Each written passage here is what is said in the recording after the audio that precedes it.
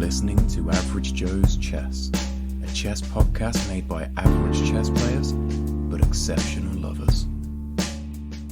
We're gonna make love to you. Average Joe's Chess. We're gonna make love to you. Average Joe's Chess.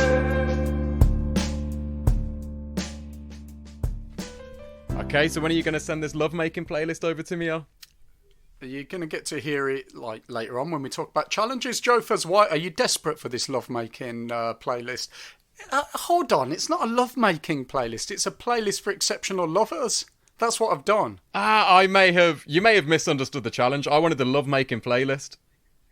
I bet you did, but maybe this will... Let's talk about it later, Jophers, because let's start episode 22. Let's do it. I think I jumped the gun, which is the same problem that I have in my love life. So let's crack on with the rest of the podcast. That playlist will make you jump the gun even quicker, I reckon. I can't wait, man. Can't wait. How have you been anyway, Al? What's life? Good, Jophers. I'm sitting down. I'm not recording lying. Oh, I've got a bone to pick with you. Go on. I listened back to last week's podcast, and you were asking for people to apply for my job. Is that correct? Yeah, I'm sick of you, man. Honestly, there is now a vacancy going, and the amount of applications have been through the roof, Al. Honestly, you're gone. Seriously? Well, no one applied, but if they did apply, you'd No be one gone. applied? Nah. Oh, man, I thought this was my last podcast. I was getting all excited then. However, technical hitch-wise, I mean, I just lost your visual for a minute. The internet went down your end or something. I think I should My be end? of you. Jesus Christ, man. Jophers, stop there. That leads into today's topic, doesn't it? What we're going to be talking about later. Endgames, I thought. How is that even connected? End game. You said my end. End games. There we go. Smooth as always. And that also links in with the challenge, doesn't it? With sort of end games and exceptionally loving music and stuff like that, and using your end while you're playing. You know what I mean? It's all coming together. It's all coming together. It's all going to come together in the end, Jophers. So, yeah, that's what we're talking about today, isn't it? We're going to talk about end games. We've got some great advice from National Master Jesse Cohen, as usual. And we've got all our usual stuff coming up as well. We're going to talk I've got a about saucy our chess challenge for you this week, champions. Al. I'll save it to the challenge bit, but my God, it's beautiful. Oh, really? Oh. You are going to love mine. I have also got what I would describe as a saucy challenge for you, Joe. Okay, I look forward to it, man. I look forward to it. It doesn't just involve you. So I think you will love it. And you can listen to my playlist whilst doing this challenge and playing chess. It's going to make you Okay. All right, I'm intrigued. All right, Jophers. So how has your chess week been? It's been bad. I'm not gonna lie. So yesterday. So I've been playing lots of online chess, but I played a little bit of over-the-board chess yesterday with my brother Luca. He came round with the family, and we were playing. And I don't know what happened, but in the moment, he just got really smug. I thought I was on top of the game, and then he kind of looked at me and just started thrusting his penis in my face, and I thought I might have blundered here. And that was the first sign. Was he actually like unharnessed, unleashed? Or No. was it still in his The trousers? monster was caged. It was behind trousers, so it was fine. And it's still weird for a brother to do, but it's just the way we are, I guess. It's a bit weird, but it's a little bit. Carry on. So he was thrusting away and smiling at me, so I just thought, okay, he's definitely won this. What have I done? And I realised I had blundered checkmate in one, and he did checkmate me, and he got really smug, that kind of brotherly over competitiveness. And as he was thrusting his penis in my face, I wanted to kind of flick his ghoulies, and like, you know how...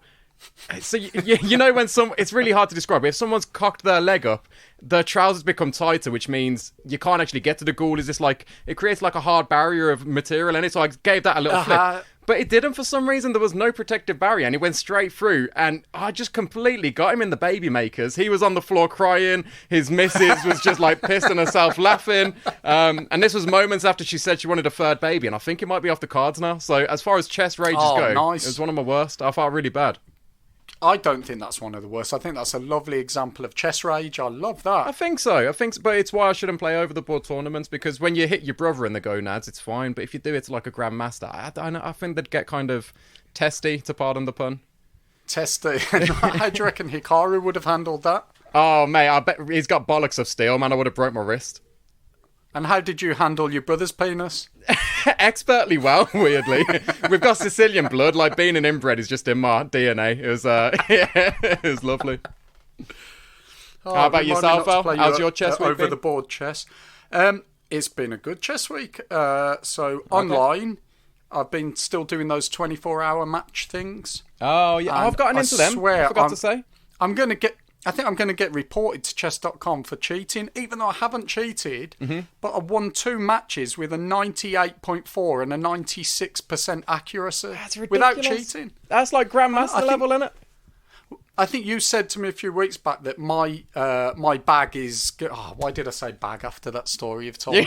That my forte is like classical chess, maybe, taking my time, not rushing. I think it's a time pressure that does me in. So when I'm playing these 24-hour matches, I don't just submit a move. I really work through each thing I can. And how long are you spending on a move?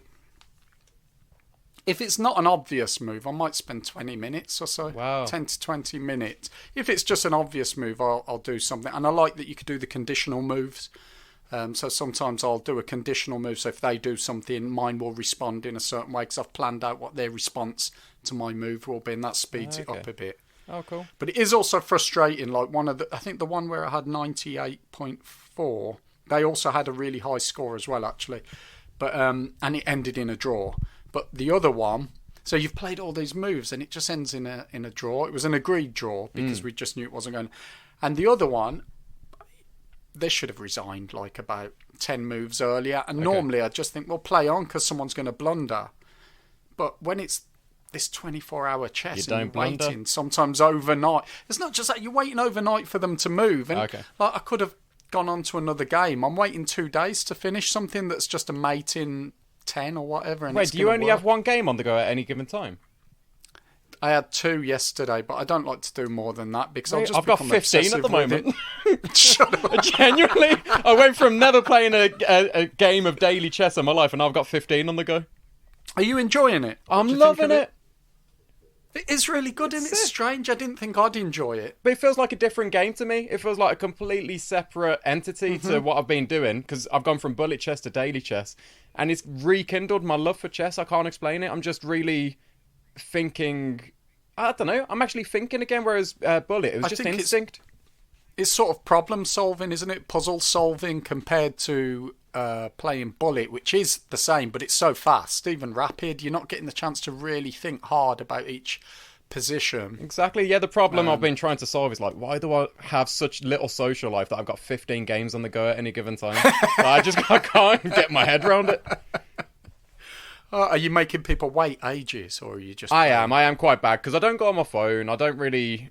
I've been quite busy as well this weekend, so... And I'll play when I'm at work as well, so I'll do a move on my break, and then they'll do one straight away, but then I can't do it again, so they might have to wait another, 4 hours for me to get home. What's wrong with you? Can't you sneak your phone out while you're working? Yeah, I should be dossing, to be fair. It's, they don't pay me enough to not play chess. Toilet breaks, lots of toilet breaks. I don't want them thinking I've got, IBS bladder or something.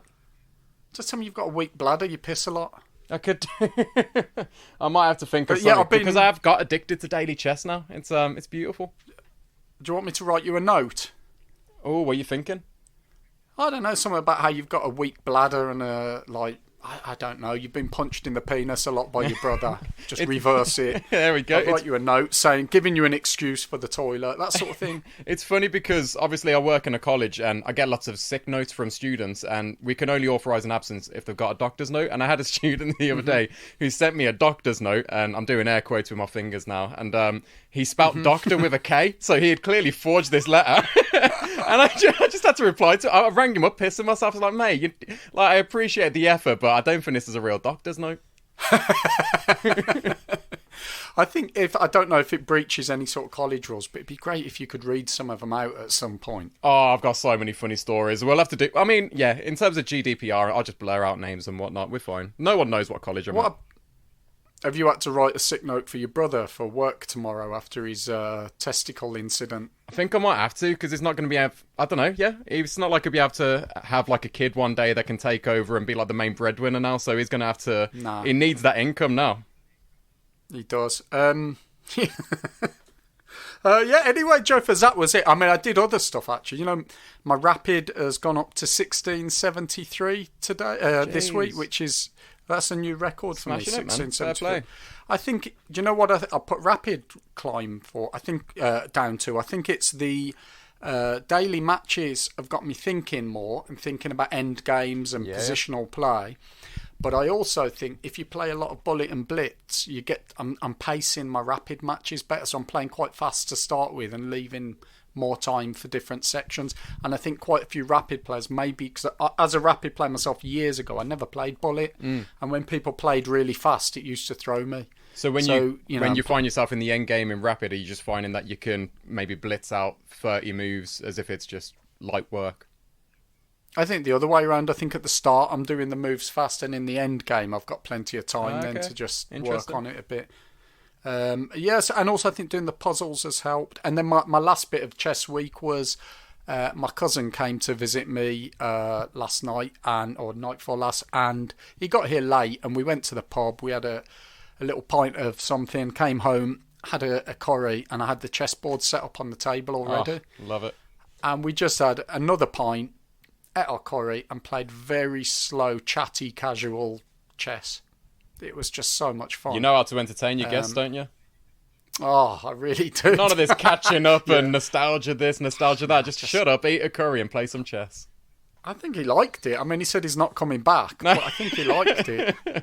I did beat him as well, but he's not really much of a chess player. He can play chess, but and actually, as he pointed out, it's harder to play against him because his moves were so unpredictable. Really? And like he started off pushing all the pawns forward quite a lot, and it's until you can break through and know what you're doing, it's actually quite hard. Ooh, what opening did you go for against him? I think you know what, I can't say. I can't remember, but no idea, Joe. Why are you interested in that? No, just trying to make is engaging it because conversation. I know what it is. No, it's not conversation. Go on. It's because we're training up our chess champions, isn't it? Yeah, I just want to know what you got in the locker at the moment. Exactly. Nah, we'll talk about that after. Should we do challenges, Joe, first? Yeah, let's get into it, man. Let's go for it. Shall I recap everyone on the weird challenge that you set me this week? It wasn't weird. I mean, it was different. It was tough. It was probably the hardest one I've done. Let me just tell people what it was, and then maybe I could add to why I set it for you. But okay. Go on. All right. So essentially, the first part of the challenge was just to learn the Dutch opening. That's not weird. That's fine. It's easy. Turns out it's actually a pretty sick opening as well. I've been winning a few games with it. It's got me out of the Scandinavian, and I'm genuinely enjoying it. So I do want to learn some more. But the second part was we've got a fan of the show and a friend of the show who is actually Dutch. And you gave me the challenge of learning Dutch this week. So learning Dutch in 1 week, sending him some of my my Dutch voice notes, getting him to critique it and whatnot. And as much as I love the challenge, it is a bloody hard language, man. Do you know how hard it is? It is a hard. Oh. I've been to Amsterdam, and yeah, they do. I couldn't understand them. Oh, it's tricky, man. So obviously, I couldn't understand anybody in any foreign country, but you can sort of pick up on Latin, can't you? Sort of Latin Romance-based languages, but Dutch, unless you're I guess understand German, Dutch, that sort of thing. It's weird for our ears. We just can't get our ears around it, can we? It was tough, man. So I came up with what I knew what I wanted to say in English. See, I can't even speak English now, let alone Dutch. I'm struggling. So I knew what I wanted to say, and I used Google Translate as like a bit of an aid to help me. And when he was telling me the Dutch version of what I was supposed to be saying, I genuinely couldn't get the words out of my mouth. I couldn't formulate my tongue in that way. It was tricky. But he said I pronounced them pretty well. So I was thinking, shall I play some voice notes for you now so you can hear what... Yeah, I just want to add, the reason I set that for you is, as you just said, you wanted a new opening to try. You're fed up with the Scandi, you do it all the time. So I thought that would be a good one for you. And two, I know you like these, what's it called, that app you use, like...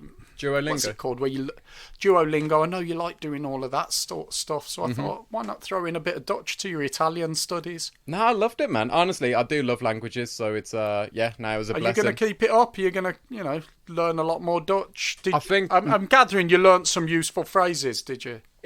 So I wanted to get 3 phrases that I'm going to use on repeat. It's the kind of thing that it's the basics everyone needs to learn, so I'm going to play the first one for you now, if you don't mind. Al lijdt aan erectiestoornissen. Lijkt aan erectiestoornissen. Al suffers from erectile dysfunction. Right, there you go. So, You bastard! I told you never to tell anybody about that. I mean, you got to cover the basics in Dutch, man. It's if I didn't know how to say that, how am I ever going to survive? Like, I gotta know. Is that why you set me the playlist challenge, so it would resolve that issue of mine? I'd listen to that playlist and yeah. You're welcome. Thanks, man. Yeah, anytime. Shall I play the second voice note for you? Je schaakt als een blinde ezel. Je zag er zijn bliedel ezel. You play chess like a blind donkey. All right, what are your thoughts on that, Al? Well, as you know, in Sicilian culture, the donkey is a revered animal. So, It was actually a compliment. You know, wasn't it? playing. Yeah, I think playing like a blind donkey. You've gone from insulting me now to bigging me up. You're feeling good. Thank you for that one, Joe. Nah, first. anytime. Right, I'll move on to the third and final voice note for you. The third phrase that everyone should learn in Dutch. Is it useful as well? Oh, A useful Al. one? It's all I have, Let man. me hear it. Je bent een grote stinkende teef. Je bent een grote stinkende teef. You're a big smelly bitch. What are your thoughts? I'm not that big. I mean, smelly bitch, maybe. But Okay, I'm 2 out of about 3. 5'7". And, you know, I'm not overweight or anything, but I'll take smelly bitch. I like that. Thank you. Joe, you're so good at Dutch. Thank you, mate. Honestly, I was kind of shocked that. So we got the feedback from him, and we can play that in a sec. But yeah, he said that I wasn't too bad in terms of pronunciation, which I was shocked by because I did struggle. I love that we've got Jan, who I know through Twitter and we know through the chess club. But Yep. I only know him as a chess player and a chess scholar. He, as I said last week, he likes reading the chess books. I think he knows quite a bit about those, you know, puzzles, tactics. And then you send him these 3 bloody these Dutch notes that have nothing to do with chess other than Vulgar. yeah, I love it. But on the other hand, he does listen to the show, so he knew what he signed up for. Yeah. Should we hear what he had to say about your Dutch then? Yeah, let's go Jan for had it. to say. Go on. Hello, Joe. Your pronunciation is not too bad at all. Only the word chess is completely wrong. Chess is schaken. So if you say you play chess, you say jij schaakt. SCH. That's very difficult to pronounce. Do you know this other Dutch opening? It's called Scheveningen. Scheveningen. So I would suggest don't play it if you can't pronounce it. And these sentences that you learned in Dutch, they are very useful. We use them all the time. So if you come to Holland, you will make lots of friends. But yeah, what a guy, man. It's thank you again, Jan, for getting involved. It's it made it such a lovely speaking voice. I'm a bit scared that he's going to apply for my job now. honestly, if we ever do like an audiobook, we're getting Jan to do the Dutch translation. Like it is Bloody beautiful. hell. He can do the English. That is one hell of a speaking voice. Jesus. That's what annoys I me feel though. Is scared like now. his English is definitely better than my English and his Dutch. Like, how is that possible? Genuinely, it's really annoying. Oh, thanks, Jan, for that. Sorry about Joe's vulgarity. That's brilliant. Love it. Ow, how was your challenge? I can't even remember what I set you. Oh, it was the bloody playlist we've been speaking about it for I like mean, half you hour. can't remember it yet. We were discussing it at the start of the podcast, which was, what, I don't know. How many minutes have we been going? About Too 15 many. minutes or Yeah. so. I don't know. So, yeah, you set me a challenge to create a playlist. I understood a playlist for people to exceptionally love to. I didn't realise it was for making love to, Joe, first. Well, I I mean, didn't know you needed help in that department. it's a multifaceted playlist, Al. I believe in your abilities as Okay. a playlist curator. Thank you. Well, you know what? I didn't give it as much as I should have done. I did 14 songs in it, and I think I could have done more. Definitely could have done more, but in fairness, depending on what sort of loving people are doing, they're not even going to get past song 1. 'Cause, I kick off with the classic Body Fusion by Starview. Oh, you showed me that song when I was about 14 years old, and you was like, Joe, you're going to be hitting the club soon. You got to have a song in your kind of back pocket to just bag the ladies. And my God, it has never failed me. Now, that song, Joe, Oh. if you have that song in your head, just dance to that song. Just Honestly. move your body to that song. When you're walking down the street, if you're in a nightclub, there's like you could be listening to some techno in that nightclub. You just move to the internal body fusion in your head. Hey, baby, it's been a long, long time. Oh, don't get me going. Oh, God. So with the playlist is there's a link to it at the show notes. So if you do want to check out the playlist on Spotify, have a listen. So basically, I did Body Fusion first. I won't go through every song, but I did Body Fusion because I thought that's gonna just get the party started, get you in the right frame of mind for exceptionally loving whatever it is you're exceptionally. Then I wanted to build up a bit of tempo, go into training mode. Sort of, that repetitive sort of Eye of the Tiger. Okay. I think Eye of the Tiger is the way to go for song 2. I like so that's that. what I put in. Followed by the final countdown. Because the final countdown when you're exceptionally loving. I mean, and then I went a bit more traditional, like a bit of Lionel Richie, All Night Long. Oh, yeah. Got to. Some Shaka Khan, Ain't Nobody. Then I switched back to Jump, Van Halen. I mean, that'll just get you. So the other two were just for that sort of lull in the entertainment, lull in your loving, because you need time to think what you're doing and to get into the moment. Then Jump will just shock you out of that moment. You'll exceptionally love harder. I just love how fitting the song titles are as well. Shaka Khan, Ain't Nobody. It's because there ain't nobody with you. It's just you and your hand, isn't it? You really fall long and hard about these songs. I love it. Well, as I say, I just thought like you could be exceptionally loving a glass of wine sitting there on your own. Yeah, that's what I'm talking about. You need your hand to drink the wine. Exactly. I won't go into all of them. There's Relax, there's Africa, Toto. I'm so excited by the Pointer Sisters. The Heat is on. I said I wouldn't go through them all. I've pretty much done them all. You Can't Hurry Love. And then ending with the classic Easy Lover. Oh, beautiful. Yeah, there's some really good songs there. I like that playlist. I'm going to whack that on tomorrow. What I'd like for you, I mean, this isn't your challenge for this week, but exceptionally love something listening to the playlist. I will. I just want to know how it goes for you. I love that. No, genuinely, it's a really good playlist. Like, you've smashed the so. challenge. Thank you. Thank you, Jofers. But I'm sort of scared to hear what you've got in store for me because I don't know why you've got this weird look on your face. No, it's a good one. You haven't shaved either, have you? I know you normally have a beard, but it looks more dirty today, as if It's been you've a dark planning week, man. something nasty. Yeah, honestly, I'm in my kind of villain phase of my life right now. It's I can growing see the that. beard. Yeah, got to. It's not just villain; it looks sleazy. It's like you've been having. Like, I just look like really a tramp, horrible... don't I? Like, can you see the hole in my t-shirt as well? Like, it's not a good look right now. But this is why we don't do a visual podcast.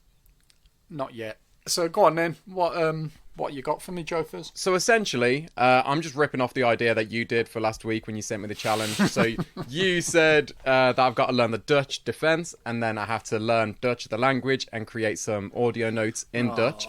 You can see where this is going. So there's an opening called the Danish Gambit. So I want you to learn the Danish Gambit and then send me some voice notes in Korean. Fortunately, I'm fluent in Korean. You might be. Why couldn't it just be like play the Danish Gambit and eat some Danish pastries? I mean, you can do that as well. It can be a multifaceted challenge. You can do both. I am very excited. I mean, Korean has been on my tick list of languages to not learn for a long time. I bet. It's a complicated bugger, honestly. It's very tricky to learn. It's going to be horrible. Does it have to be Korean? Yeah. Can I go for like Cantonese? As I know somebody who's Cantonese and they could coach me. Go on, I'll give you Cantonese. Go on, I'll let you have Could I that. do Cantonese? Is that okay? Fuck it, go for it. Yeah, Cantonese. Yep, Cantonese I is might fine. throw in a bit of Korean. I mean, what difference is it going to make? I'm not It's gonna not know. make any sense anyway, is it? Like, I'm going to be friend halfway who's through and think, wait a second, is that Cantonese and not Korean? I mean, my mate who is Hong Kong Jeff, he's from Hong Kong. His name's Jeff. Hong Kong Jeff has tried to teach me a little bit of Cantonese, and he'll tell me the word. I think horse maybe was something like ma, and I'll say ma, and he'll go no, it's Really? ma, and I go ma. Yeah, I just can't get it. At Yeah, all. okay, and okay. That might not even be. Well, horse. this is your chance to I don't learn know if it and was horse impress or Jeff. horse. I'm not sure. Okay, yeah, that could impress Jeff, and maybe I'll get him to record. You sure it's all right if I do Cantonese? Yeah, Cantonese works for me. I like that. It's a good language. Thank you, Jofers. Anytime. Thank you for the challenge. What you got in store for me? Okay, well, you have a birthday coming up at some point, don't you, over the course of the week? In about 6 hours, I think. You do. So you got the birthday coming up. Oh, look, he's counting down. I know. That's How cute, sad is Jofers. that? About 6 hours and You're 27 not going to minutes. sleep tonight, are you? Mum, what have you got me? So yeah, your challenge. Hold on, how did it come to the? Oh yeah. So do you remember the two Ronnies? Of course. Classic. Okay. Well, one of their classic sketches involves your birthday and chess. Okay. Yeah, do you remember the 4 candles one? Yeah, Where the guy goes into the shop and asks for 4 candles. And the guy behind the counter gives him 4 candles, but he wants 4 handles. Yep. Handles for forks, yeah. So chess is a fork bit. Ah, okay, yeah. And it's actually got nothing to do with the challenge, but the candles bit has. Okay. So, and because you have revealed last week that your challenger for our title that we're going to battle out is your girlfriend, and you need to do a bit of chess training together, and now you've got this bloody sexy playlist to listen to and so on. Oh God, where's this? So, going? and also, I know that you like to walk around naked, and it's your birthday suit and all of that. So it involves, what I want to do is play 4 games of chess. Yeah. And I was going to say every time you make a move, but my family here said it's just going to be too painful for you. Oh no! Oh, where's this going? I want her to get one of those candles, make sure it's nice and fat, and ram it right up your... No, what I wanted to do... Oh God! Ow. I just made that up, sorry. What you do is play 4 games of chess, and let's say every time you make a pawn move... Yeah. Which also fits, I guess, if we spell porn differently and you're listening to the playlist. So listen to the playlist, play chess. Every time you make a porn move, I wanted to drip a bit of candle wax onto you. Oh fucking hell! That's horrible. That's such a sick challenge. Some people think that's sexy and hot. Maybe your girlfriend will love it. Oh, I'm going to ruin the bloody birthday party in front of everyone. This is awful. I mean, I'm not asking her to bloody put it on your balls or anything, man. It could just be like, on, I don't know, on your leg, on your... Can't this scar me, though? Like, both mentally and physically?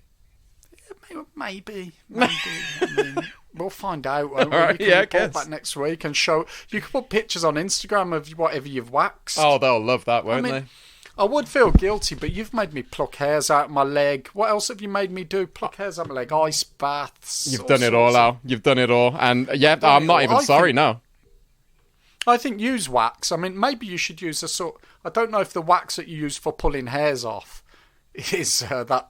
Like, you don't have to use a candle. I'm happy for her to drip that sort of wax on and then pull it all off and rip your hairs off at the same time. You say that as if that's a nicer choice, as if you're going out your way to help me with this challenge. It's still sadistic. It is going to do wonders for your love life. I mean, you'll be hairless. A lot of women like that hairless look on a man. What women do you know? Are you interviewing people in nursery or something? Like, this is going to be awful. Oh, jeez. Okay. Can I be honest with you? Go on. It was your girlfriend. She wrote in and asked me if I could do this challenge. Just getting a bit too hairy. Yeah, you're too Don't date an hairy. She Italian. wants- Jeez. What does she expect?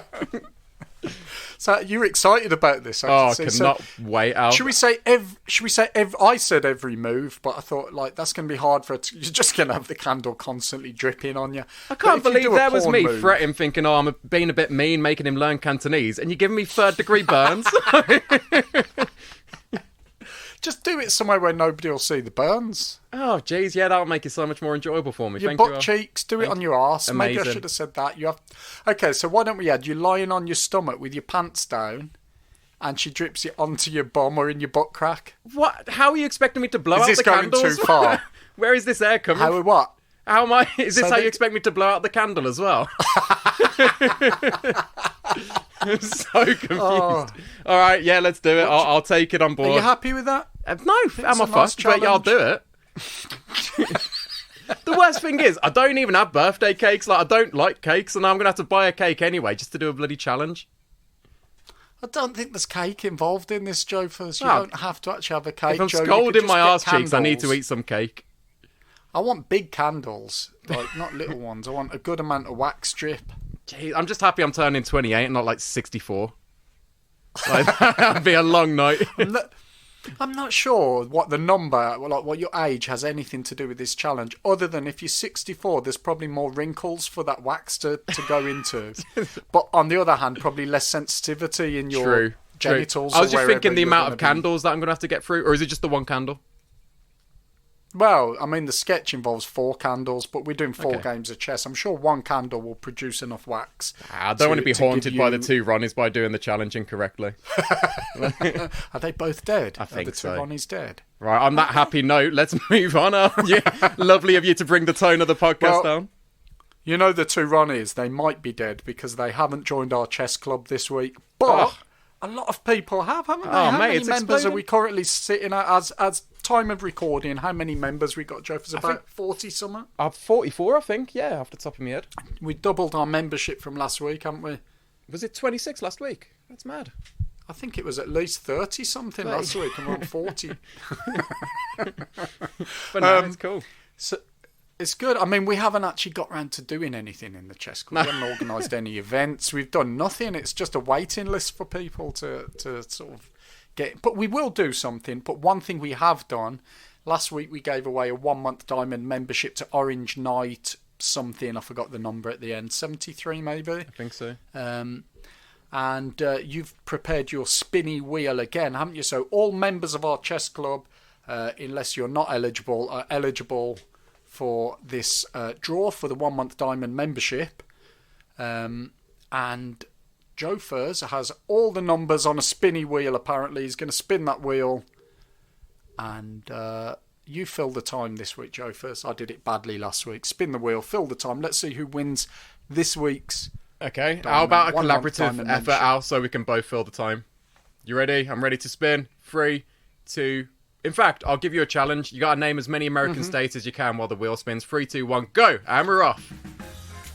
Are you going to name the states? Fucking hell, it's almost finished spinning. Go!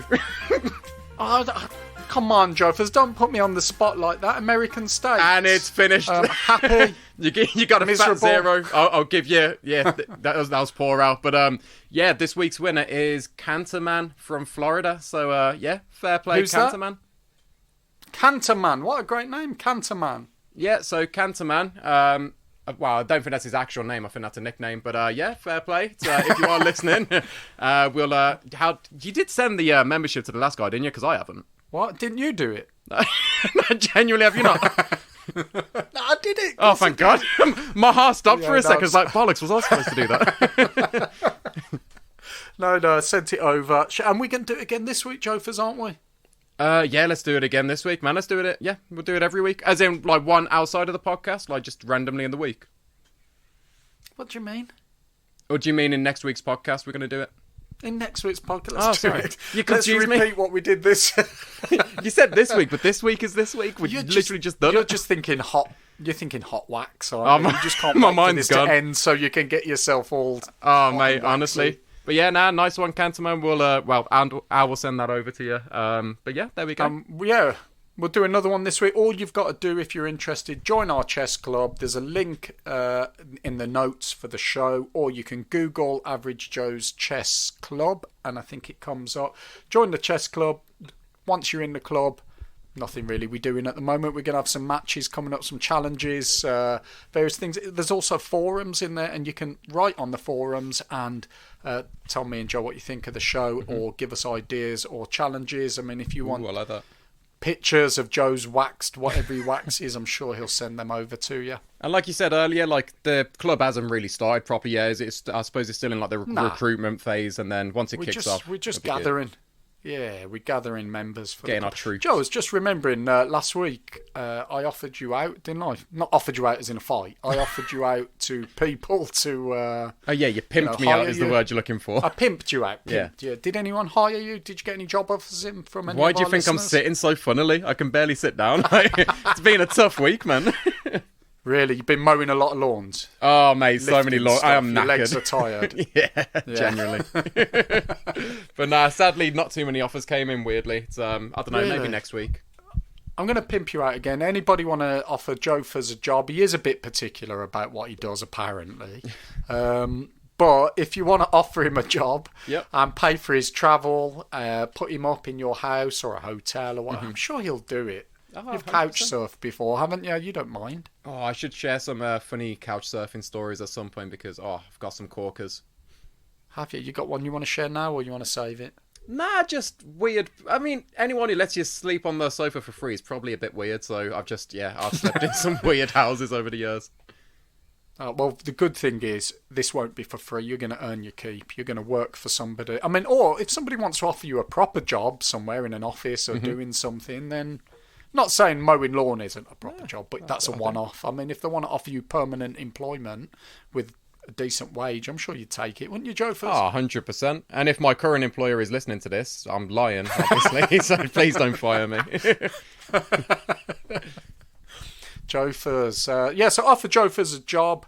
Maybe you could get a job commentating. Did you watch the Speed Chess Championships? Is that what they were called? Speed Chess? Speed Chess Championship. It was. It ended up being a Hikaru and Magnus final again. So they are kind of like the two. I don't know. That's the big rivalry in chess, and it's like the Messi Ronaldo thing in football. I suppose like Federer and Nadal tennis. It's always good when you got that rivalry going on in a sport, and I'm kind of hooked on it whenever they play. I just can't help but watch it, and I loved it, man. What a game! Oh, it was smashing. Did you watch it? I watched some of the tournament. I watched some of the matches, and I really wanted to watch that final, and I missed it. And then in sort of my news feed, it came up with the result, and then I couldn't be bothered to watch it. So if you don't know the result and you're going to be watching it, Joe's going to ruin it for you. Who won, Joe? So Magnus ended up winning, I think, by 1 game, maybe, or 2 games. I think it ended up like... Is that all it was? It was close, man. And so I think he took like a 3-0 lead, and then Hikaru then took over, and he was winning by like 3 or 4. And then it just became neck and neck. And so it started with Rapid, then Blitz, then Bullet. And it was just so good, man. It was just end to end. You had no idea which way it was going to go. Both of them were making blunders, which is really cool to see for Grandmasters. It's like, I don't know, it kind of humanizes them, innit? I don't make them, 98.4% accuracy. That's very true. I'll have to explain Although what if you check my bullet chess, check my bullet chess stats, it might be about 40% or something. But oh, mate, yeah, my accuracy in bullet is shocking. But these guys, there's some of the things they will see, and even like Danya, who was commentating, they'll see something that genuinely would take me about 15 minutes on a puzzle to work out, and they see it like that. It's ridiculous. Danya, I was watching his commentary on some of the matches. I mean, sick. how is he? He's seeing things that they're not seeing. Genuinely. And he gets excited. He'll be like, whoa, have you seen that? And they like go to the other board and show what he said, and then they don't play it anyway because he's seen it. Why isn't he in there playing? That's what I was wondering. Why isn't Daniel? I don't know. I suppose a big part of performing at that highest level is maybe psychology, controlling your nerves, stuff like that. So I think one reason why Hikaru and Magnus are just so good at the moment is because they've got that kind of sports psychology side of things. I don't know, because Danya, he seems to know everything, and he's genuinely amazing, does. but maybe that's one of the things. I genuinely don't know. I'm not sure, but he's when bloody I solid, watch isn't it, he?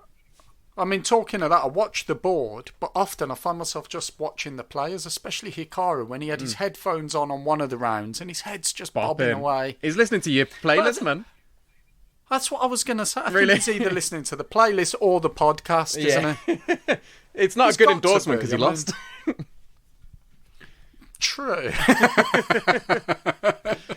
Well, actually, Magnus's dad did write to me last week. He did, which is pretty cool. He did. I mean, he didn't sort of write to me out the blue, I should say. I did write to him first. Yeah, it's not like it's not like he's our biggest fan and just had to reach out to us. He was simply replying to some annoying fan mail.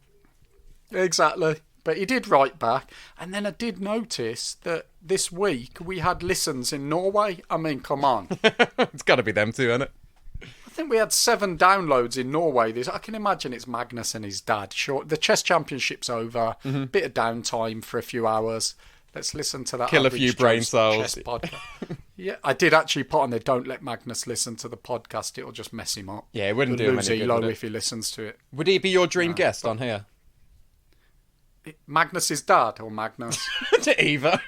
We'll take what we can I get go at the for the moment. dad. I think Magnus's dad. His email was lovely. What Really? a nice guy. It was very, it was quite a humble sort of email. Nice guy. He came across really nice. So I think we'll get Magnus's dad on. Oh, let's do it, man. How can you be humble when your son's Magnus Carlsen? I would be the biggest dickhead ever if I was the dad. Genuinely, I would not stop talking about it. Would you be like punching him in the balls like you did with your brother? It's the only way to train him, man. You got to get him resilient. Would you?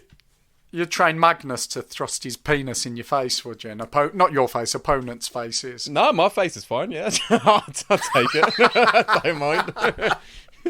But I did enjoy not watching Magnus's penis. Enjoy watching the speed chess stuff. It was, but I don't. It's too fast. I mean, the slower ones Wait, are the 5 Speed minute Chess ones. Championship is too fast. Who would have thought? Weird, isn't it? It's just weird how. Yeah. But the 5 minute ones I don't mind. When they go on to Bullet, I don't even know what I'm watching. It's just so ridiculously fast. And also, because I'm watching it on chess.com, not YouTube like you do, I end up thinking, I think I'll just play chess. It happens to me a lot. It's tricky, isn't it? You know, I might be doing whatever I'm doing on chess.com, I just end up playing chess. No, I get that. So, you know how you said you can't really follow it? Do you actually prefer watching classical chess, or do you not really watch that? Because that, for me, is too slow. I don't really watch that either. I just prefer playing chess. Fair enough. It's fair enough. I'm just an average Jojo.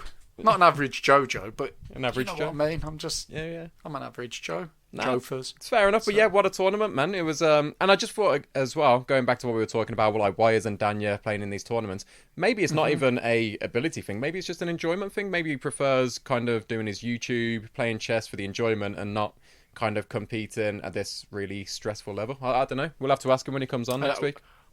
We'll ask him next week. And also, I was going to say to Danya, if he wants to play and he's just worried nobody will commentate, we could do it. Yeah, we'll take over. I mean, we could... I mean, chess.com, if you want a couple of idiots commentating on these chess matches, we're there for you. We'll do it, won't we? Oh, mate, our knowledge of the game is unrivaled. It's maybe. But no, it would be funny to do some commentary on it because we'd know fuck all. It would be quite funny to see how badly we understand the game. And you know what? I think people are going to get a chance to see how badly we understand the game because we're going to be training our chess champions up. We've been saying it every week. My update on this, so I've got John T. Next week, I think I'll put a profile together for him. Maybe you could do the same for Charlotte. You know, like when you have two MMA fighters or something and you have that like knockout. 6'7", 50, yeah, exactly. all that kind of stuff. Yeah, we do a knockouts. couple of profiles for them so people know who's going to be playing. But he's been busy. But this week I'm going to get him to create a chess.com account, join our chess club. Imagine if he won a 1 month diamond membership. Wouldn't that be handy? Oh, don't rig it. Come on. You're so Sicilian. Imagine. We can actually offer a 1 month chess.com free trial as well, should add. So maybe he'll have the 1 month free trial. And anybody listening, you can have that too. We can give you a code for that. Probably. Can I get one? Because I genuinely don't have one at the moment. So I do want to get back You into haven't, my... have you? Yeah. Do you want a code for that? If you don't mind, send one over. Thank you. Yeah, if you just like review the show and like the show Jofers and do everything like that and join our chess club, I'll send you one. Thank you. Cheers. You can send but yourself no, genuinely one. send me one because I do want to get back on learning. Like I've been really stingy recently. Yeah, well, maybe when someone offers you a job now, you're going to have more money in your pocket. Oh, it's the dream. It's the dream. Yeah, so anyway, have you done anything with Charlotte, or should I rephrase that? Have you done anything chess learning related with Charlotte? We or haven't. Anything, it's up to you. Tell us what you want. So, the update is she's downloaded chess.com. Didn't even have to tell her to do that. She just downloaded it. And Wow. I know, a bit of an early birthday present for me, I think it was, just to kind of be into chess. And she has done her first lesson on there, which I think was how the king moves. And she said she's able to move the king from one side of the board to the other, which is, it's the start, man. Like, she's smashing it. She's going to destroy Let's Johnson. start somewhere. So you've basically outsourced your learning to chess.com. Yeah, it's an easy life, isn't it? There you go. There's an app, Learn. You are such a good chess coach. Although- You're just pointing her in the direction of the resources she can use. No, she found this on her own because I've just been really bad at teaching. This is down to her. But I think this is the week when it's gonna like kick up a bit. She's got a job interview, so she's kind of been busy. I've been busy applying for jobs and whatnot. Again, if you're my current employer, that was a lie. I'm not applying for jobs. So we've both been busy in different ways. But next week, we're gonna be on it, man. It's gonna be like a bit of a Rocky Balboa Don't say you're montage. going to be on it. I don't want to hear that. No. We're going to be on it. I don't want to hear that. Sexy playlist, hot wax. We're going to be on it. Yeah. Although, you know, when we were saying about how she's learned from how to get a king from one side of the board to the other, that would lead us on bang into the endgame topic of today. But I don't know if it's too soon to go into that. It's up to you. Let's talk about unfinished chauffeurs. Jonty's going to start. Charlotte's going to start. We're going to get this match going. Let's talk about endgames. Let's do it. So, would you say you're a bit of an endgame connoisseur or a bit of an endgame cowboy? I wouldn't say I'm either of those two things. I'm just average at endgames. Okay. I have been practicing them a bit more, knowing that we've got this topic coming up today. So I have actually got stuck in to some of the things that we're going to suggest other people do. And some of the things that Jesse suggests people do. So I've got stuck in. The slow chess has really got me thinking about end games and the because these games drag out, and most of them are going to go to an end game. And so the importance of setting the foundations for that end game have become more apparent to me. Okay. So it's not how I'm performing in the end game, it's how I'm performing in the middle game, making sure that by the time I get to the end game, my pieces are positioned well, everything's linking, and all the other stuff we're going to talk about in a minute. But I can't just look at it and say, king and pawn there, that's going to be a draw. Or two bishops, I know exactly how to win this end game. Yeah. This is something I know personally I have to train in to up my chess and to train my chess champion. How about yourself, Jofers? No, I mean, just talking about what you were saying then, it's one of the things I noticed when I'm watching like Daniel commentating or Hess or any of the commentators. They'll look at a position just like, oh, well, that's a draw because it's 6 pawns versus 4 bishops and this and that. I'm just like, how the bloody hell do they know all of these? They just know everything. And yeah, that's one of the things I need to brush up on. I love the end games. It's my favourite part of chess. It's, I don't see myself as the brightest of people. So when there's lots of pieces on the board, my mind just can't calculate. It just gets a bit overwhelmed. Whereas when it's an end game, there's fewer pieces. I just feel like I can see the game more clearly and I can be a bit more creative, a bit more clever with my moves. Whereas I feel like I just kind of not give up on the middle game, but I just kind of rush the opening and middle game to get to the end game because that's the bit that I love it, man. I wouldn't say I'm good. And though. I think rushing those two bits could set you up for a worse end game. Yes, the irony of it, isn't it? It's so stupid, but mate, yeah. You just like to punish yourself, don't you? I do. Although, funnily enough, do you know who is seen as the best endgame player of all time? Can you take a guess? You probably know. Lionel Messi? It is Lionel Messi. No. I don't know. Take a guess. Best one of all time, Capablanca. He's bloody good, but most people these days tend to say that Magnus Carlsen is actually... I mean, a lot of people say he's the best player of all time, but his kind of big thing is endgames, and I've noticed, so when I was watching the Speed Championship or just any tournaments in general, it does seem like he will, like you said, almost plan the end game from the opening and the middle game, or try and create an imbalance and get, I don't know, just set up his pawn structure in a way where he knows that there's going to be enough kind of imbalance there to go on and win that end game, and he might kind of do anything to get to that end game, because the second he gets to the end game, it's done. He's just going to get it done. He hasn't played us, though, has he? He hasn't. Exactly. He wouldn't need to make it to the end game against us, the sucker. I'm slow there. It took me a second to work out what you just said. So, you got some tips for us, Jofers, and National Master Jesse Cohen also has some tips. How are we going to do it? You want to tell us your 7 success end game? I don't know what I'm saying. You know what I mean. I mean, you're saying my 7. I've nicked about 6 of these offline. But I'm happy to go through them, and then I think go into Jesse so we can kind of correct all the mistakes that I've gone through. Because, again, why take your advice from an average Joe when you can get it from a national master like Jesse Cohen? So, one of the first things kind of leads on to what I was saying just.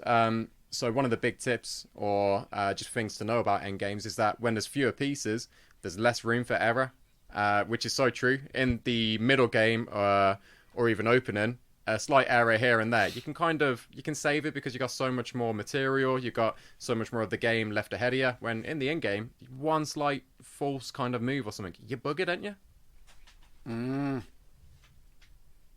Made me think there, Joe Fizz again. So less room.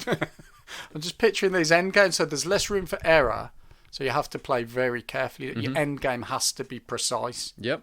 And yet, most of us don't study it. We just study the bit that can be more imprecise and try and get that precise where it really doesn't matter. Why is it that people don't study endgames, do you think?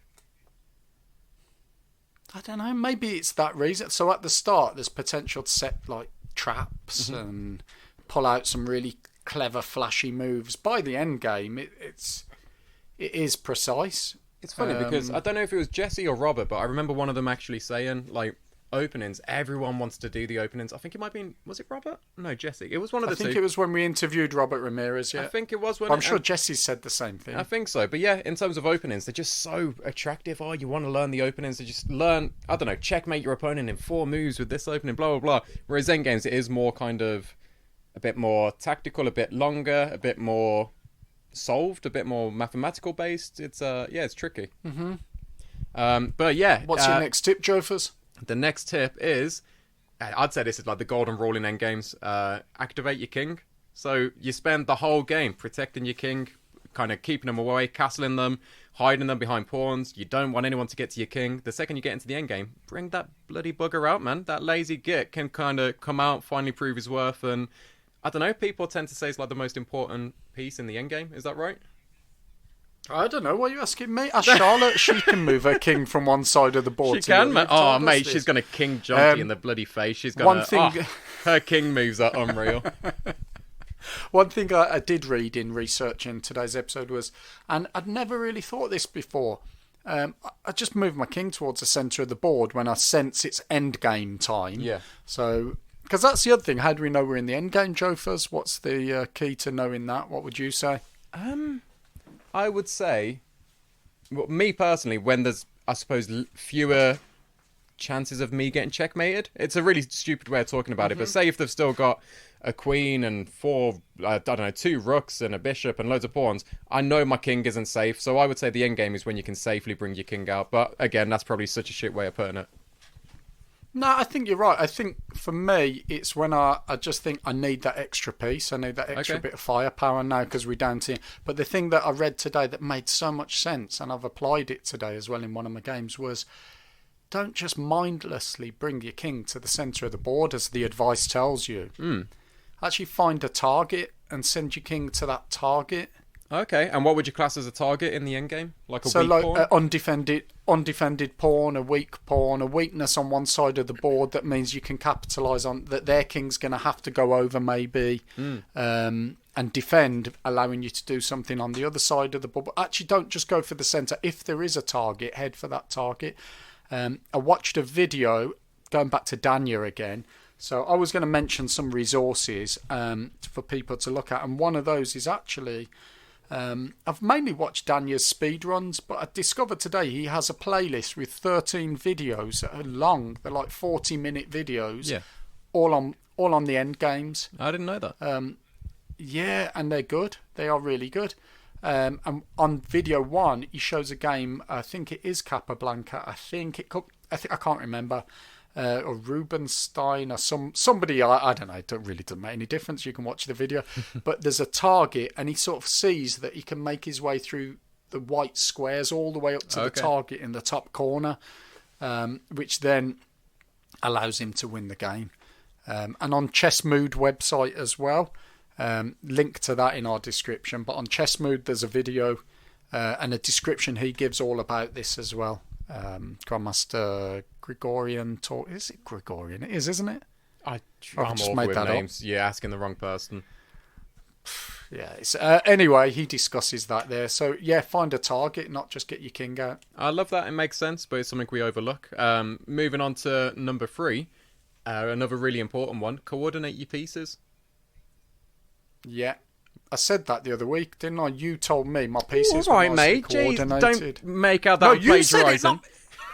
It was you that said it. We were playing over the board. You went, "Oh, your pieces are nicely coordinated." God, I I'm thought, such this a guy genius. knows what he's on about. Go me, man. He knows his chess. He's the Daniel of Birmingham. There you go. No, you coordinate your pieces well. I can tell you kind of think, who can I improve next? Okay, my knight's a little bit in the game with Luca yesterday. I put my knight right on the wing, or whatever I'm thinking football terms, like on the side of the board. Mm-hmm. And I even said to him, I can't think of the term. It's something like knights on the. What is it? Knights on the rim of dim. Oh, I was going to say knights on the flank or wank. I don't know where that came from. That's completely. It's better. Okay, there we go. Right, so That should be a proper rule. Knights on the flank or wank. There we go. And so I did that, and I even mentioned it to him, but then I just left it there the whole game, and I knew that it was stupid, but I don't know. I should have took the time to kind of move it back in, and you got to coordinate. But sometimes your you pieces. can't. True. Sometimes there's that tempo issue and you can't. Mm-hmm. And other times your brother's coordinating his piece in your face. It's very true. That was the pressing matter. That was, yeah. Oh, that was a good one. I like that. What a horrible image. Coordinating your pieces is important. I'm playing a game at the moment, one of the daily games, and I have just put a bishop. We're down to the end game. I think I've got 2 bishops. They've got a bishop and a knight.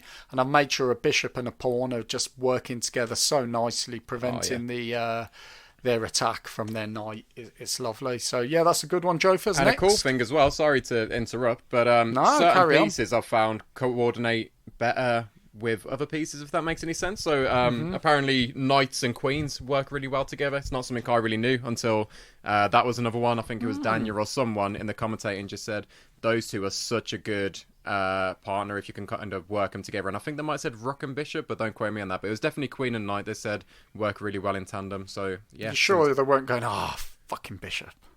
It could have been. She said rook and bishop. Maybe. Yeah, me and my dodgy here. And he's moved that bishop again. Fucking bishop. Rook and bishop. I didn't know that about queen and knight. It might be bollocks. Maybe I just made that up. I'm sure I heard that somewhere. But number 4, create a passed pawn. What do you mean by that, Jofers? So, a passed pawn. So essentially, at the start of the game, your pawns are staring directly at the opponent's pawns. But a passed pawn is when you can kind of break that line of defense and get one of your pawns in behind their pawns. Think of it in football as like, I don't know, the offside rule. You're in behind, and Al is doing some really weird yoga just as I'm saying this. I'm gonna try and just not react, but I've got to stand up. My back's hurting, but I can't. I've got the microphone here. I don't want to bend forwards and hurt my back. You So enjoy. I'm doing a squatting. I'll look at the wall. I don't want eye contact while you're doing this. So the pass pawn. You're scarred. Lucas scarred you, hasn't he? Yeah, pass pawn. Sorry, Jofers. Pass pawn, get in behind their defense, and the beauty of the pass pawn goes without saying. It sounds a bit simple, but it's such a powerful thing. If you can get that pass pawn all the way to the top, promote it, you get yourself a queen, and that's going to win you the end game. So a pass pawn that's is just a major thing, isn't it? Oh at my the God. end game, if you can get that queen. 100%. So yeah, pass pawn number 4. Can I just say on that one? I heard a story, and I think it was Magnus, and I think he was playing over the board chess, and he won this game, and he was under time pressure. And he'd got the piece to the end, and he was due to promote. And the story went, sort of Magnus won by promoting to a knight. He didn't even promote to a queen. That's how cool this guy is.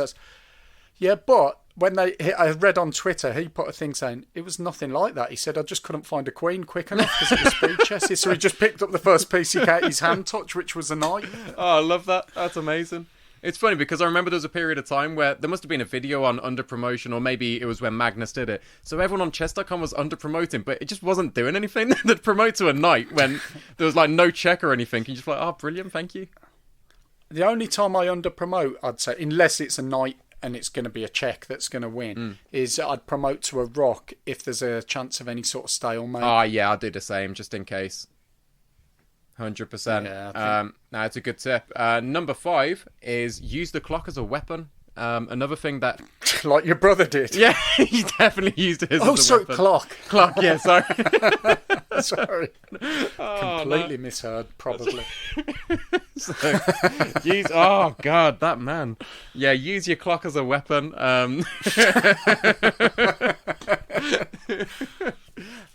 Use time. Should we switch it to time? Yeah, that doesn't rhyme with anything. I like that. Use time. Schoolboy giggles. Yeah. Time as a weapon. Use time as a weapon. And yeah, it's it's very true. If you can put your opponent under time pressure, they're gonna blunder, because when you haven't got much time to think about your move, it's bloody hard, man. You're gonna make more mistakes. So when you are in the Jesse endgame. says this, doesn't he? Who does? In one of these voice notes. Jesse says it in a bit, something about if you can like have longer in that end game to think.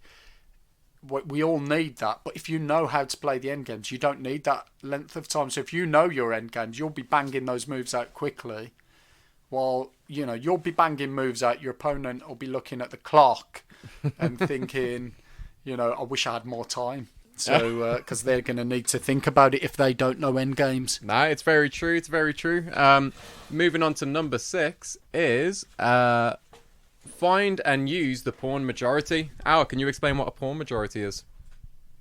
I would say it's if you've got more pawns than the other side and they're congregated at one side of the board. So I've got 3 on one side, they've got 2, and maybe we've all got 4 on the other. So I'm going to try and head my king or my pieces over to the side where there's 3 and get rid of their 2. Am I correct, Joe? First, you are bloody correct, man. Yeah, those 3 against 2, the chances are you can get a pass pawn. And as we went through in tip number 4, that pass pawn is going to win you the game potentially. So, moving on to number 7, know and master your basic checkmates. What are you like, Al? So, I know you know a queen and king checkmate, and I think you probably know your rook and king checkmate. Do you know your bishop checkmate?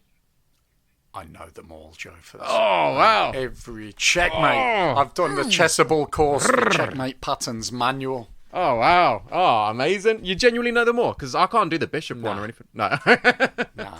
I know quite a few. The Checkmate Patterns Manual on Chessable is a good book for learning all the different ones and the names, and I'm seeing more of them but I need to redo it. It's one of those things. You can't just do it once and expect you know them.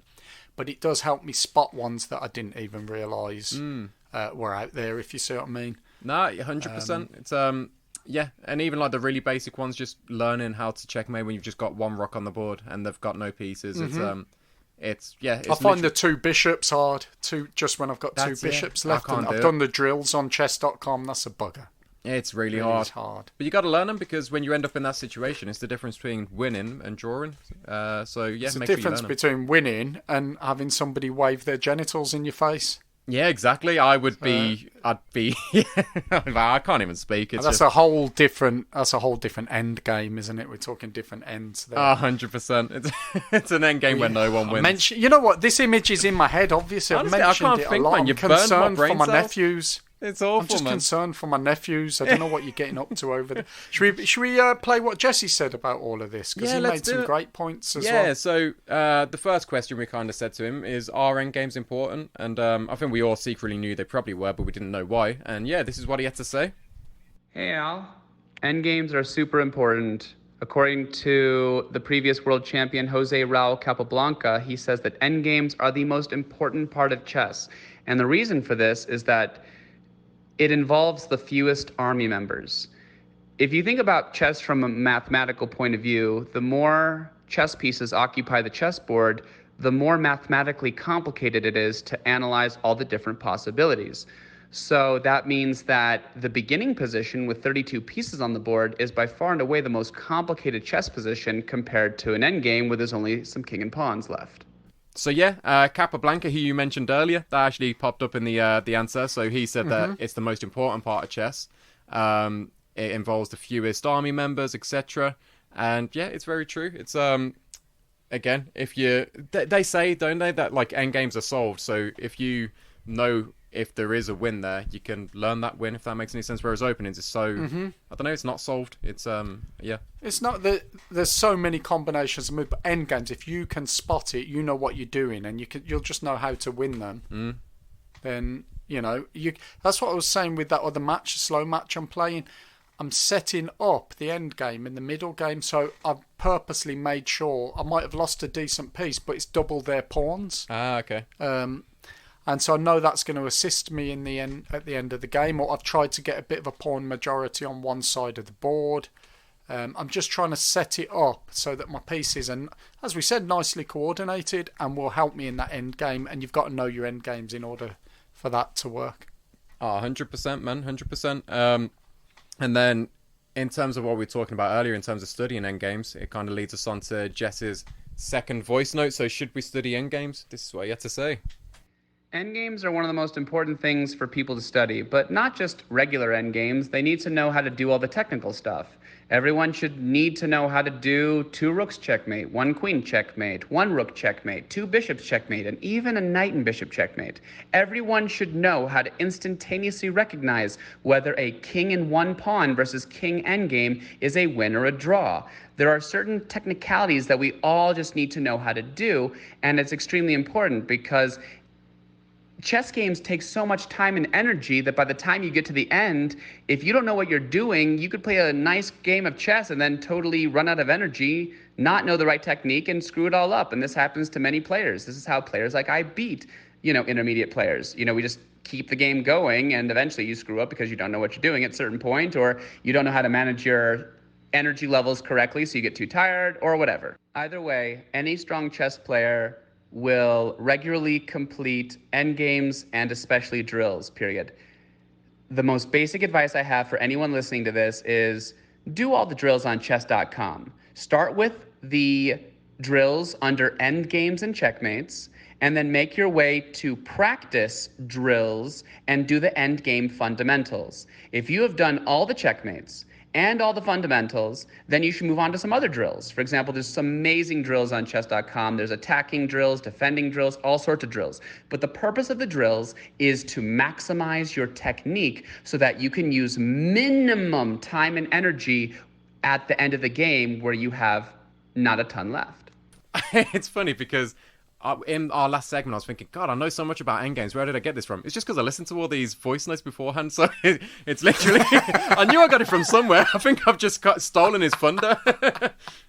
Jesse said last week it's all right to plagiarise in chess. He said that. Exactly. I think he meant the moves, but Yeah. I mean, it's fine. We're attributing it back to him. Exactly. I do like what he said, though, about doing the drills on chess.com, because that way, if you can learn them, you can implement them in the game when you have less time, and you can just do it like that. It becomes instinctive, doesn't it? So it's a good tip.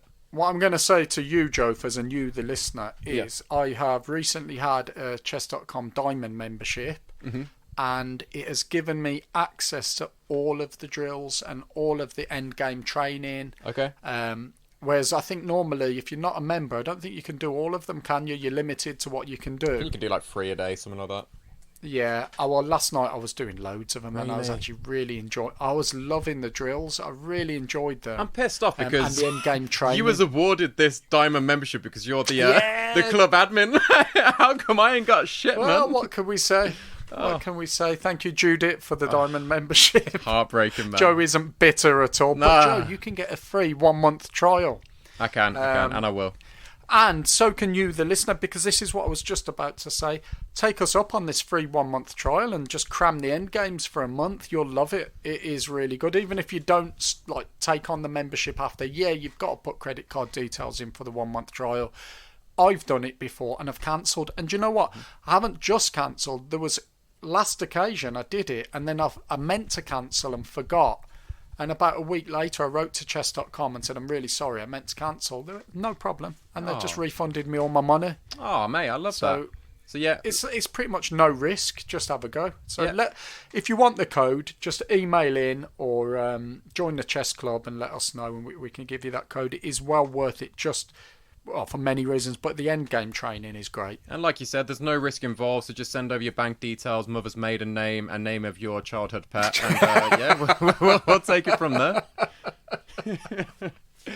Moving on to voice note number 3.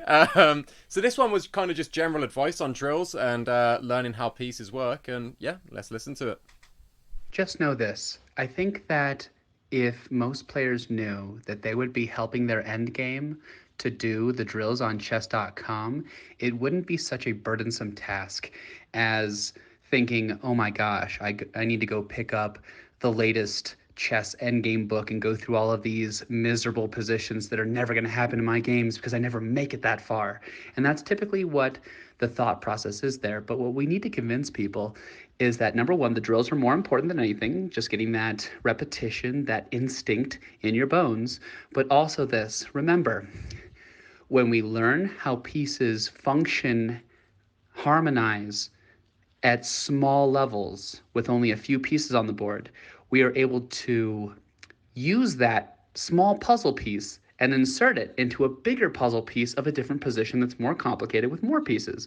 So for example, if you see how a knight and a bishop can harmonize and coordinate with only a few pieces on the board, you'll be able to replicate that on a large scale when there's a lot more pieces still left. So yeah, if you can learn how pieces work in smaller situations, kind of like more closely knit positions within the end game, you can then kind of input that into the bigger situations within the middle part of the game, which is goes without saying. But I'm gonna makes sense. Yeah, 100%. But I'm gonna kind of jump the gun a little bit and go on to voice note number 5 because it's my favorite thing, and it brings on. He brought up a kind of like a chess variant, a very simple chess variant, but it sounds so bloody good. So A chess what? A chess fairy? chess variant, like a Very- different type of chess. Yeah. I thought you said a chess fairy. Yeah, I he thought just it was unbottled this like chess the magic fairy. chess fairy. Oh, it's your magical birthday, now. Joe It's First. magical. You got It's the beautiful. But yeah, let's go into it. There are some fun exercises I recommend, especially with beginners, to help instill this idea, period. One of these is known as pawn wars. Both sides get pawns only. No kings, no nothing. White pawns start on row 2. Black pawns start on row 7. And the goal is very simple. Whoever gets a pawn to the other side first wins. That's it. That just sounds so good. So, what was it? Pawn war or pawn? Yeah, pawn war. So, literally just pawns, no other pieces. And then you just got to try and get your pawn to the other side of the I've table. always done this, Jophers. Yeah. So when I go and help the kids in the school with chess, that's what I do with them. Sometimes we don't use all the pawns. We'll set up 4 pawns and maybe on the 3rd rank and the 6th rank and play from there. Or sometimes, But it's different when you do it out because you make them only use pawns, but you've still got your queen, your rooks, and everything. It's just you got hardcore, man. Oh yeah, got to win. Got to teach them the hard way. Nah, seriously, I've used that, and it is it's actually a really good one to learn how pawns move and how they're going to work in the end game. I still struggle with how pawns can get past each other in the end game. I mess it up quite a few times. I need to work on that myself. Well, I think it'd be a really good maybe, exercise I'll for try this. even intermediate and advanced players like me. I think I could benefit from that, and I don't know. It just sounds hard. Genuinely, it sounds good. I think chess.com, if you're listening, why not create this variant, the Jesse Pawn variant that we can all play that. That'd be fun. That'd be beautiful. So that's all of our Jesse input for the week. But again, as always, just beautiful input and insight. Thank you, Jesse. Yeah, thank you, you. Jophers, for those amazing tips as well. I think everyone listening to this, you should just practice your end games this week. 100%. Get on it. It is actually quite fun. So to when we do. come to the chess club Jophers, tournaments, they are going to be destroying us in the end game. We're going to be messed up. Man. we need good players in our No, tournament. what in we our need to chess do club is when give we're them- challenging other clubs. What we need to do is give them false information each week. Just tell them, the main thing in endgames, do not activate your king. Lock your king away. We will mop up these tournaments so good. Yeah, a lower rating means you're doing really good. Carry on. You're number 1. You're in the top 10. That's what that 10 one means. elo. Check you out, number 1 in the world. Jophers, do you know what? Go on. Last week it was National Wife Appreciation Week, wasn't it? It was indeed. I've done some research. Do you know what it is today? It was National Wife Appreciation Day last Sunday. Do you know what it is today? September the 24th. Go on. Today is Lash Stylists Day. Call your eyelash stylist and get ready because it's Lash Stylists Day. That's what it said on the internet. Bollocks, is it? They've got a day for everything, It can't they? is. That's what it. Lashes in eyelash. If you were calling, as in, wow, I don't know. That's what I assumed. So, Right, I just okay. wanted to say, if you were calling your stylist today to get an appointment to get your lashes done, why not whack on a pair of headphones and listen to an episode of the show that you might have missed? Or you could take it a step further. You could share this podcast with your lash stylist, or take it even further than that and share it. I mean, send the link to the show to anyone you know who has eyelashes. It's the only podcast guaranteed to make your eyelashes so full and lashy that everyone who sees them will exceptionally love them. And if you happen to be going out on the lash this week, then make sure you tell all of your drunken buddies how much you love the show. Don't be embarrassed. They will probably exceptionally love it. And you too. And your eyelashes. Oh, wow, that was beautiful. I'm going to whack some music to that again. And, that was really nice. And it even had, out on the lash as well. I bet that's such an English expression, isn't it? I'd love to know if that's a thing in, like, America. I think it sounds it, doesn't it? Out on the lash. If some Americans could let us know if out on the lash means what it means over here, that'd be good. I love that. That was beautiful. Yeah. It's Lash Stylists Day. Who thought of this shit? Who makes it up? Who just decides, it's Lash Stylist Day? I know, it's like when you or created... what website am I using? Chess Puzzle Week or something. A load of bollocks that was. Who makes that? Who makes up that it's World Chess Tactics Week? I mean, not us. Oh, God. It was us, wasn't it?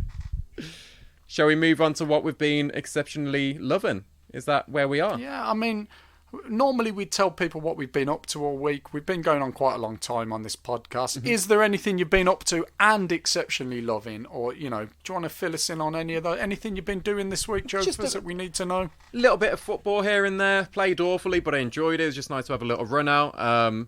Just kind of...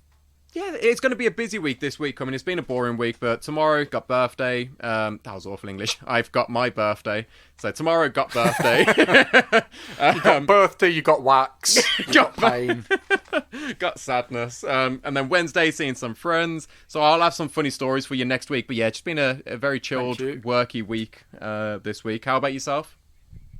Not done much at all. Jofer's just focusing on recovery with the back injury. Mm-hmm. Really boring stuff. Not going to go into any of that. Nothing interesting to report. What have you been exceptionally loving, Jofer's? Okay, goes without saying, but I've been exceptionally loving the Dutch language. It is so bloody good, man. Really? Genuinely such a sick language. I really like it. Are you going to learn more if you ask Jan to tutor you in this? Or I think he's suffered enough. I noticed. I feel bad asking. I just want to say, on Jan's Twitter, I noticed he had a nice Telecaster in one of the pictures as well, and we both play guitar. Ooh. Maybe we could get you and Jan to get together, play a song. You could sing it in Dutch for us. Oh, let's do it. I was thinking, Dutch karaoke. We should have a segment at the end of each week where we just play out with a little kind of jam, like just something improvised that one of us has done in the week. Torture people that'd a little bit. Yeah, and then we could torture them. Yeah. In this week's segment, we're going to play out with Jan, aren't we, where he describes how to play the Dutch defence in Dutch, so we can hear a bit more of the Dutch language. Let's do it. We'll play that at the end. That'd be lovely. Yeah. What have you been exceptionally loving now? Tahini. Oh, what a... tahini. Beautiful. Love a bit of tahini. It's so nice. Good, isn't it? I had a fresh jar of it this week. A fresh jar of tahini. Did you have it on something or just drink from the jar? Both. I will take it straight from the jar. But you know where your mouth goes all tahini-ish. You can't swallow. Your throat's jammed up with tahini. Done all of that this week. I've put it on courgette fritters that I made. I put it in my yogurts. I wash with it. I do it. I just love that tahini. It's a good moisturiser, isn't it? I would recommend it for candle wax burns, actually. Yeah. I reckon it's why the Greeks always look so young. I reckon tahini on the face must be like, mwah. I think so. You want to get a jar of it ready for after you've done your challenge. I think I might have to. Get Charlotte to smother you in tahini. Oh, I might have to. I don't think I've got any in the house. I need to replenish my tahini stock, so thank you for reminding me. And you know your mum's listening to this and she's not going to buy tahini now, knowing what you and Charlotte are going to get up to with candles and tahini this week. Weirdly enough, I think I'm old enough to buy my own tahini. Mum, if you are looking, can you add it to the shopping list? Jofers, I'm also looking at your loft you're in now. I'm slightly worried that I've set you a challenge that's going to set fire to your building. It is a very wooden recording studio / loft. It's I might have to do it in a different room. I'm thinking in the bath just in case. Oh God, it gets worse. Just if you do set fire to the house, and give us some notice, and I'll recruit somebody else for next week. Just like you try to replace me, I'll replace you. Yeah, I don't want to be selfish. Obviously, I'd let you know. Yeah, Jofers, what a lovely episode that was. It's beautiful, man. Lovely catching up with you and your tahini stories, as always. Thank you. Enjoy your Lash Stylists Day. Enjoy your birthday. Enjoy listening to this podcast if you listen back to it, Jofers. Mm-hmm. Oh, and shout out to Jan again. Thank you. We're going to end with Jan again. Thank you, Jan. Yeah. And also thank you to our Patreon out there, Joe. Thank you each week. If you want to be... Not you, Joe, the other Joe, as I say each week. If you want to, I was going to say, like, what's the word, Joe? Patronise? That's what I was going to say. It sounds wrong, doesn't it? But if you want to be a Patreon, the links are all down there. But it'd just be great if you could follow us, share the show, that sort of thing, wouldn't it, Jofers? Yeah, even like nice words and stuff. It's just, I don't know, it's always nice to hear that people are enjoying the show. Yeah, it's motivating. And or record us a message in Dutch like Jan has done and that you're going to play now. Jofers, what a pleasure. I will catch up with you in the week. Nice one. Have a good week. Bye. Cheers, mate. So, now it's time to learn the Dutch defense. And I will say it in Dutch, of course. Wit begint met D4. Dan speelt zwart F5. Wit reageert met G3. En zwart zet het paard op F6. Dan komt de loper van wit, die gaat naar G2. Zwart speelt dan E6. En dan gaat wit met het paard naar F3. En de loper gaat naar E7. Vervolgens gaan beide kanten rokeren. Zowel wit als zwart doen dat. En dan nog de laatste twee. Dat is C4 en D6. Nou, makkie toch? You can do it, I think. Good luck.